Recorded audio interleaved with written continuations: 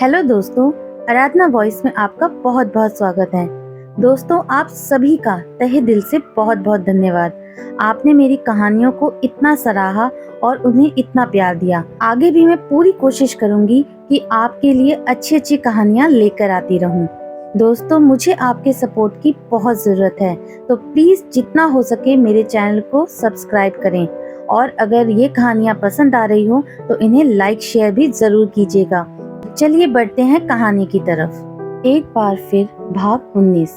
शेखर प्रिया को बताता है कि उस पर अटैक उसकी एक्स गर्लफ्रेंड रिनी खन्ना के भाई विक्रांत खन्ना ने करवाया था और वह कह रही थी कि उसके पास कुछ ऐसा है जो वो तुम्हें दिखाएगी, कुछ ऐसा जिसके बारे में किसी को पता नहीं है। डिनर के बाद जब शेखर और प्रिया वापस रूम में लौटते हैं, अब आगे। प्रिया का फोन वाइब्रेट हुआ तो उसने देखा कि उसके फोन पर 17 मिस्ड कॉल थी।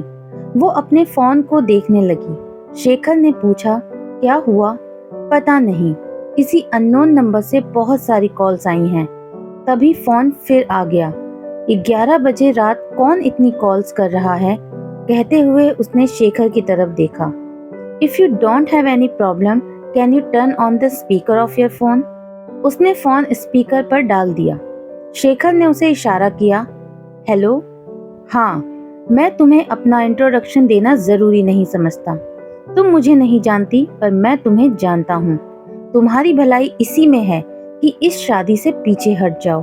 उसकी भारी और गंभीर आवाज फोन पर गूंज उठी। प्रिया के चेहरे को देखकर लग रहा था कि वो सचमुच घबरा गई थी। शेखर ने उसे अपने सीने से लगाकर फोन अपने हाथ में ले लिया। जाने मन, मुझसे भी बात कर लो। मिस्टर विक्रांत खन्ना, लगता है कि बार बार अपनी बेवकूफियों का सबूत देने में तुम्हें बहुत मजा आता है। इन कॉल्स के आधार पर मैं तुम्हें अभी अरेस्ट करवा सकता हूँ। क्या तुम ये चाहते हो? याद रखना, राजशेखर वाधवा की शादी कोई नहीं रोक सकता। नामर्द, एक लड़की को धमका रहे हो। इस बार तुम्हारी नफरत की आग मेरी मोहब्बत तक पहुंची है, जो तुम्हें ही जलाकर खाक कर देगी। दूसरी तरफ से फोन कट गया। प्रिया, शेखर ने उसे आवाज दी। उसने सिर उठाकर उसकी आंखों में देखा। उसकी आंखों में आंसू थे। शेखर ने उसे कसकर अपने सीने से लगा लिया। क्या हुआ? डर रही हो? मैं हूं ना, उसने उसके सिर पर हाथ फेरते हुए कहा। कहीं उसने आपको कुछ कर दिया तो? धमकी तो वो तुम्हें दे रहा था, उसने हंसते हुए कहा। पिछली बार गोली आप पर चली थी तो तुम हो ना मेरा फॉरएवर आर्मर। आपने उसकी आवाज सुनी थी? मुझे बहुत डर लग रहा है। उसे मुझसे अच्छा कौन जान सकता है। उसे तो मैं ऐसा सबक सिखाऊंगा कि जिंदगी भर याद रखेगा। उसकी आवाज में गुस्सा भर उठा। इस बार बात तुम्हारी है। तुम्हें कोई कुछ कहे मैं बर्दाश्त नहीं कर सकता। शेखर, वो आपको नुकसान पहुंचाना चाहता है। छोड़ो ये सब बातें। मैं और तुम, हम दोनों यहाँ अकेले हैं। ये मौका मैं कैसे गवा सकता हूँ? उसने उसे प्यार से अपनी बाहों में लेकर महसूस करते हुए कहा। अच्छा, आप फिर से बदमाशी पर उतर आए। छोड़े मुझे। अच्छा, तुम खुद तो अलग नहीं होना चाहती और दिखावा कर रही हो, उसने हंसते हुए कहा। सच तो ये था कि वो उसकी बाहों में सुकून और खुद को सुरक्षित महसूस कर रही थी। चलो टेरेस पर चलते हैं, आज बहुत खूबसूरत रात है। नहीं शेखर, बहुत देर हो गई है, चले सोते हैं, ठंड भी बहुत है। चलो ना, वो उसे जबरदस्ती टेरेस पर ले गया। शेखर ने टेरेस की लाइट्स बंद कर दी। देखो, चांदनी चारों तरफ बिखरी हुई है। सामने पहाड़ देखो, कितने खूबसूरत लग रहे हैं। वो चारों तरफ देखने लगी। टेरेस बहुत खूबसूरत था। चांदनी रात ने एक अनोखा शमा बांधा हुआ था। आओ, इतनी दूर क्यों खड़ी हो? वो उसके करीब आकर खड़ा हो गया। मैं तेरे इश्क में मर न जाऊं कहीं, तू मुझे आजमाने की कोशिश न कर। शेखर, आप मुझसे सच में प्यार करते हैं? ये तो तुम्हें शादी के बाद पता चलेगा। शादी से पहले भी बता सकता हूँ। बता दूं क्या? कोई जरूरत नहीं है, मैं शादी के बाद ही समझ लूंगी। I can at least give you अ किस? उसकी आवाज में खुमारी थी जिसे प्रिया ने महसूस किया। मैं नीचे जा रही हूँ। नहीं, आप ऐसा नहीं कर सकते, मैं मम्मी से कह दूंगी। क्या कहोगी?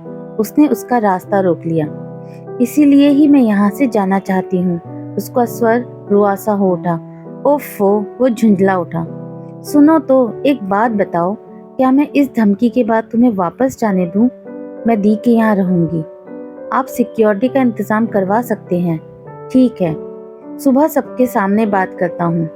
अगले दिन सुबह डाइनिंग टेबल पर ब्रेकफास्ट के बाद शेखर ने बातचीत शुरू कर दी। पापा, कल रात प्रिया के फोन पर विक्रांत खन्ना के 17 मिस्ड कॉल थे।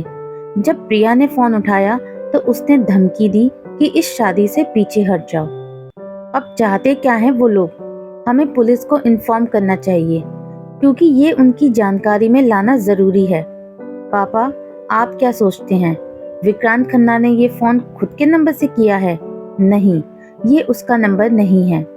पापा, मैं सोच रहा हूँ कि क्यों ना हम कोर्ट मैरिज कर लें, उसके बाद तय दिन पर शादी पूरे रीति रिवाज के साथ कर लेंगे। प्रिया सुनकर चौंक पड़ी। शेखर के मम्मी पापा और दादी को भी झटका लग गया। तुम्हारा दिमाग खराब है? दादी ने बेहद गुस्से से कहा। हमारे खानदान में ऐसा कभी नहीं हुआ। ये कहते हुए उन्होंने प्रिया की तरफ देखा। प्रिया उनकी तीखी नजरों से जैसे जमीन में गड़ गई। क्या हुआ? अब उंगलियों में गिनती के दिन बचे हैं, इतना तो सब्र कर ही सकते हो। वो नाराज होकर प्रिया और शेखर दोनों को देख रही थी। शेखर ने प्रिया की तरफ देखा। वो समझ गया कि वो शर्मिंदा हो गई है। प्रिया मम्मी पापा और दादी की नजरों से बचकर वहां से भाग जाना चाहती थी। दादी, ये सब मैं अपने पॉइंट ऑफ व्यू से कह रहा हूँ। इसे इस बारे में कुछ भी पता नहीं है। ये इसकी सेफ्टी के लिए ठीक रहेगा, ना ही ये इस घर में रहते हुए ऑकवर्ड फील करेगी। मम्मी पापा ने कहा, सोच कर बताते हैं। प्रिया अपने रूम में आकर फफक फफक कर रो पड़ी। वो उदास होकर सिर पकड़कर बैठ गई। वो अब भी उन तीनों की नजरें खुद पर महसूस कर रही थी। शेखर आकर उसके करीब बैठ गया।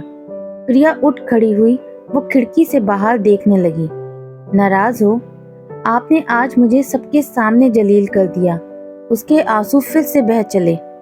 वो लोग क्या सोच रहे होंगे कि मैंने ही आपको ये सब कहने को कहा है। आपने देखा कि दादी मुझे कैसी नजरों से देख रही थी। मुझे आपसे कोई बात नहीं करनी है, आप जाइए यहाँ से। शाम को मैं दी के घर चली जाऊंगी और अकेले ही जाऊंगी। मुझे किसी के साथ की कोई जरूरत नहीं है। शेखर खामोश था। वो समझ रहा था कि इस समय कुछ भी कहना बेकार है, इसलिए वह चुपचाप बाहर निकल गया। इतनी जल्दी कोर्ट मैरिज के लिए कहने के पीछे उसका मकसद क्या था? सचमुच प्रिया की सेफ्टी ही इसकी वजह थी, या इसके पीछे कोई और कारण था?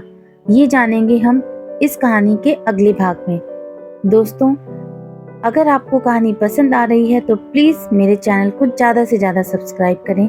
मुझे आपकी हेल्प की बहुत ज्यादा जरूरत है। मिलती हूँ आपसे कहानी के अगले भाग में। तब तक के लिए बाय बाय।